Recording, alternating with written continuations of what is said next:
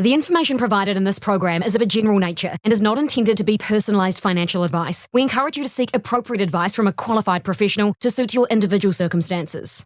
Is this possible peak in rates a trigger to buy more equities? Yeah, and generally it does make companies more attractive. Could ChatGPT replace a fund manager? I've got a demo of a service that's honestly quite convincing. Independent investors that have some creativity could be running mini hedge funds in this terminal here. Plus, we reveal this year's Infins Finance Professional Award winners. It's Friday the 26th of May and you're watching Markets with Madison.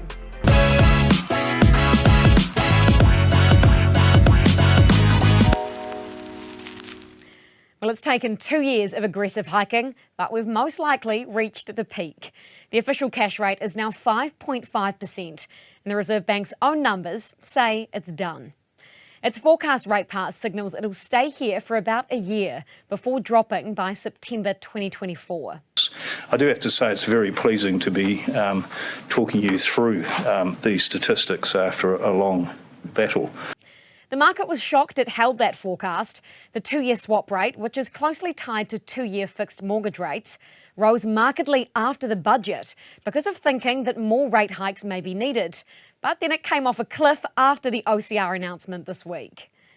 The bad news is the Reserve Bank is predicting a recession, with negative growth factored into their GDP forecast for this year. So we are concerned that we are going to go through a soft path. What you wish to call it really comes down to how you want to write your story. The Treasury, on the other hand, thinks we'll narrowly avoid a recession because so much money is being pumped into the economy with the cyclone and flood rebuilds. Here's how those two forecasts from our officials compare. So with all that in mind, should we expect markets to blossom? Milford's Deputy Chief Investment Officer is already making moves. Jonathan, thanks so much for your time. No problem. What did you make of it? Is he done? Is that it? Yeah, well, according to him, he's done. So yeah, they've indicated at 5.5 is sort of contractually enough. It's slowing growth, so it's doing its job. So no, it was a good surprise actually, because he's sort of surprised us every time and gone that little bit further than we were expecting. So it's quite nice to know now that, yeah, he's taking that step back and he's going to see what happens. It's funny, isn't it? Because it's sort of like the shock was that it wasn't a shock, right? Yeah, that's right. And I think, yeah, all the banks are out there because of what he's done in the past, sort of going one step ahead. And yeah, it was a bit of a surprise, and we saw a nice reaction in the currency. So we've been, I guess, a little bit negative on the currency, and the New Zealand economy sort of needing that rebalancing and a lower currency to help that. So yeah, we had a nice fall in the currency, so that was quite good. So yeah, it did shock the currency markets and the rates markets as well. Now that we've been told this is pretty much it, the Reserve Bank is pretty much officially done, right? Yeah. How are you looking at that environment? Are you now going all in on certain parts of the market, and what are they? It does make it more positive, yeah, because you know that we didn't know how far he was going to go. So in terms of the New Zealand market, yeah, we can look at things with a slightly more positive light, and then we've just got to go back and look at what's in the price of all of these companies. So yeah, and generally it does make companies more attractive with interest rates lower, and particularly those sort of housing and cyclical areas of the market which have been under pressure. So yeah, no, those are more attractive to us given that rate outlook. Can you give me some particular ideas that you're now looking at with a pretty positive mindset? We're always looking at them. So the retirement villages is obviously an area that's very sensitive to housing prices. Unfortunately, we're still not that positive on the housing market in general, so we're still sitting back and waiting. As the Reserve Bank said, house prices still going down. That's still a headwind for the retirement village operators.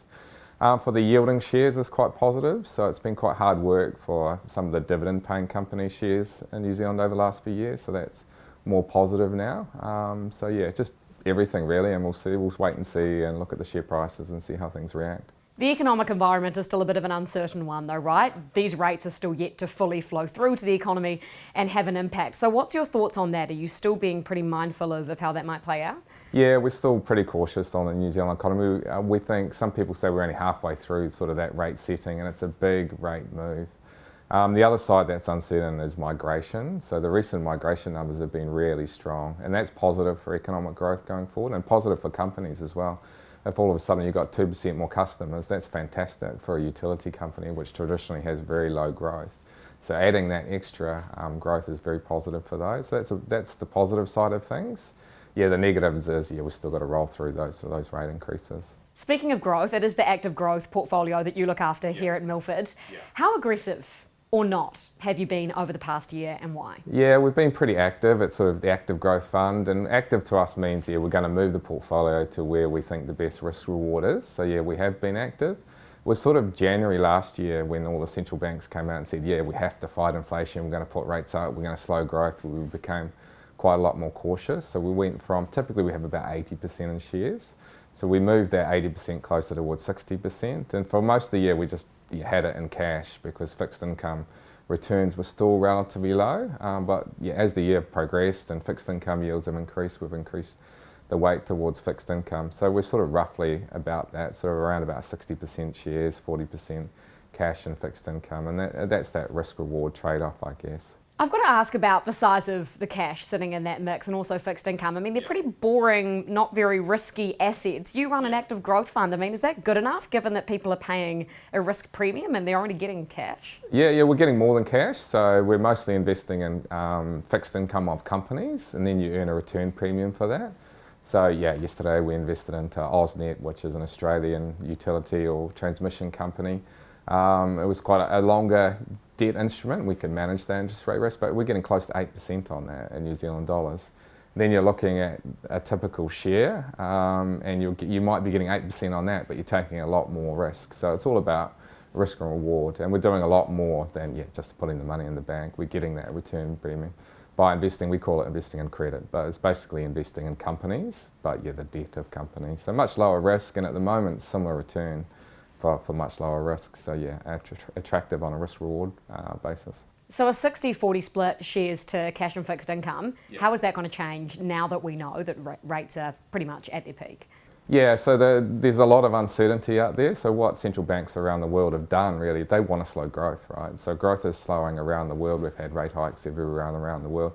So we're going to still have to see that play out. But we're active. If share markets fall, if valuations get more attractive, we'll move really quickly.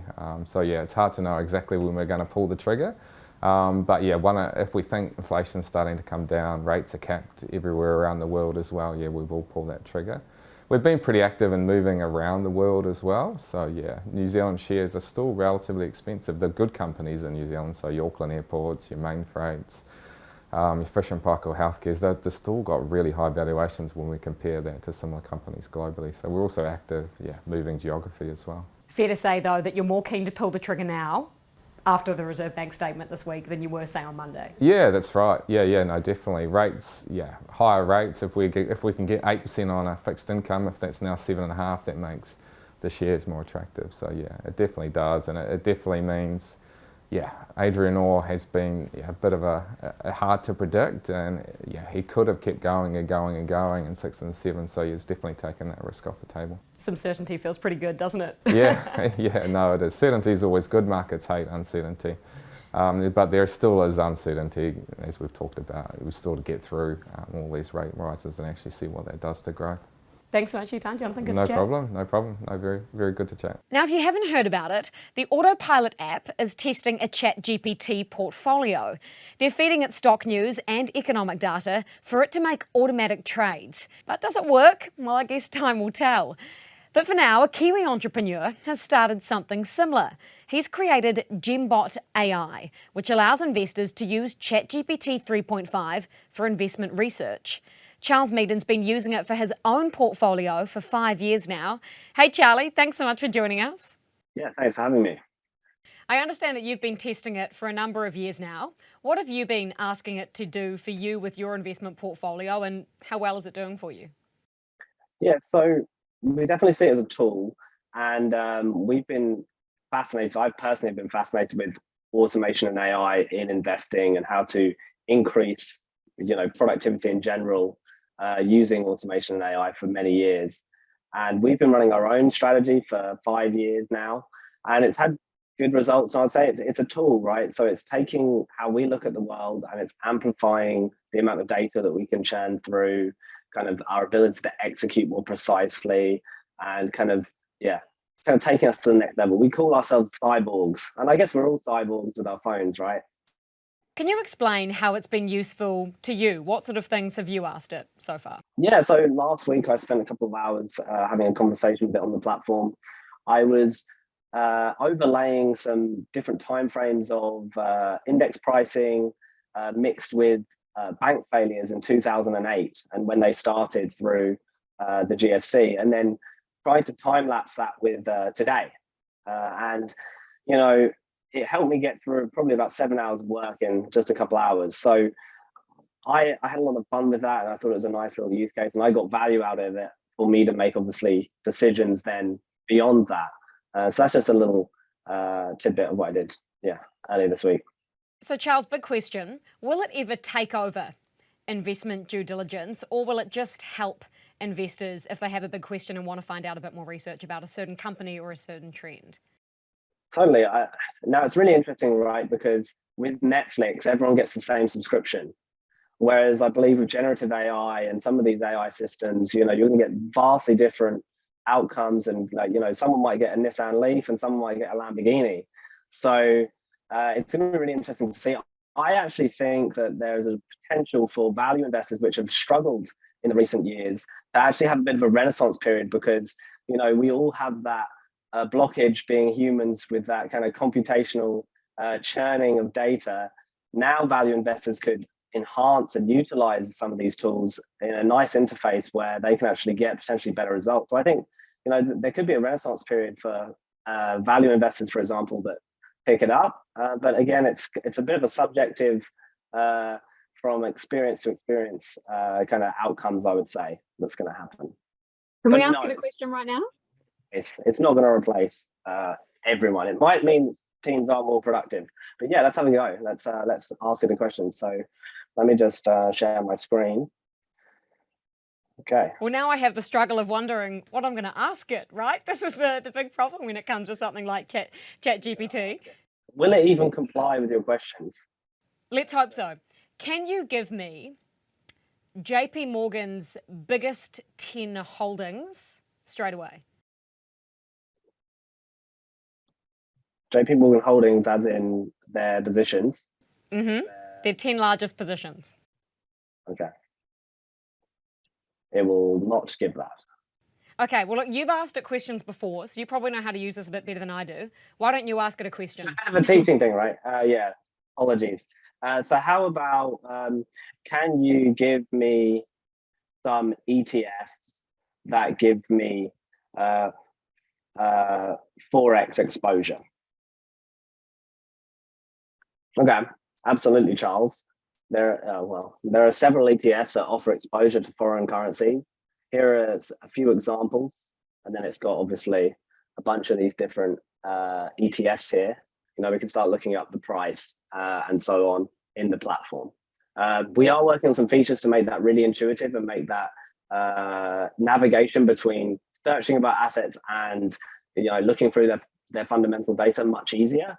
But right now, you know, you'd have to search it manually, but literally over the next week or so, we've got a lot of new cool updates coming through. So you can add, and obviously you can check other things through the platform here. And we've got ETFs, crypto, and stocks. And then I could actually send you this link, Madison, and you could go and check them out for yourself by just pressing this button here. It kind of looks to me like a bit of a Bloomberg terminal. Is that effectively what you're trying to overtake here? Yeah, I mean, you've kind of got it right. It's a Bloomberg terminal if it was modern and more responsive and built for everyone, built with a nice user interface, and that's what we're That's our objective. It's to democratize access to investing tools and assets for everyone, and no matter what your portfolio size is, you can get going. And you know, the AI assistant itself is there to help people get the information they need and give them the conviction to get started, because, you know, in investing, it's really about getting started, and then you can learn from there. All right, well, have any brokerage firms asked you for it? Is anyone paying for it yet? No, so we at the moment have our own Gem Broker offering where we do commission-free trading for US equity, ETFs, and cryptocurrencies in New Zealand. We also allow users globally to connect to Alpaca. And over the next 6 months, we're adding 30 new brokerages to the platform. And obviously, we do hope that people do, you know, we get some of the local other local brokerages and potentially bank accounts and so on added to the platform, so the platform has the context of your net worth in real time, and then will allow you to make better investing decisions. So it is an ecosystem. We're looking to partner with as many of these providers as we can to make sure that users and investors get better outcomes. Just how much do you think that this could transform DIY investing as we know it? It's a complete platform shift in general. You know, over the next 3 years, I wouldn't be surprised if independent investors that, you know, have some creativity could be running mini hedge funds in this terminal here. Absolutely. Should traditional brokers be a bit worried? No, I think, you know, traditional brokers, they're innovating in the space of bringing products to market, right? Collecting assets under management and making sure that they are representing the view of whatever product they're selling, whether it's a, you know, high savings account from Sharesies or their self-directed KiwiSaver. Now that's where they're innovating. We're innovating by providing better tools and giving people better technology. So we're a technology business. So we believe we can work nicely with brokerage services. We're not as focused on our brokerage offering as we are the platform itself. So I think we come in peace, of course, and we just want better outcomes for investors, right? So that's the main thing. Amazing. Well, if you can send me a link, I would love to have a play with that. Thanks so much for your time, Charles. Cheers. Appreciate it. Thank you. For now, we're still celebrating people in finance. The Infins Awards were in Auckland last night, and the winners can officially be named. Jonathan, who was in the show today, is one of them. His active growth funds at Milford have taken out the Best Diversified Growth Manager for the second year running. Onto the deals. Best M&A transaction goes to Jarden for its merging of Tourism Holdings and Apollo Tourism and Leisure. And the best equity market deal is the Air New Zealand 1.2 bill rights offer, the third biggest offer in NZ market history. That was led and underwritten by UBS, Citigroup and Forsyth Barr. Now, my favourite award, the Research Report of the Year, goes to students. Lockie McLean and others at Otago Uni uncovered ESG lemons. On leadership, Colonel's Chief Executive, Dean Anderson, takes out Emerging Leader of the Year. And Fisher & Paykel Healthcare's long-standing CEO, Lewis Graydon, takes away the Big Leadership Award. His company reports their full-year result today, so keep an eye out for that. Now go and put your money to work.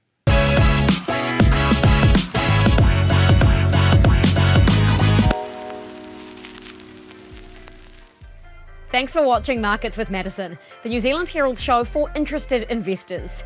If you want to stay up to date with financial markets, click the subscribe button below and you can watch our other episodes here. Stay up to date with all the business news and numbers as they land on nzherald.co.nz.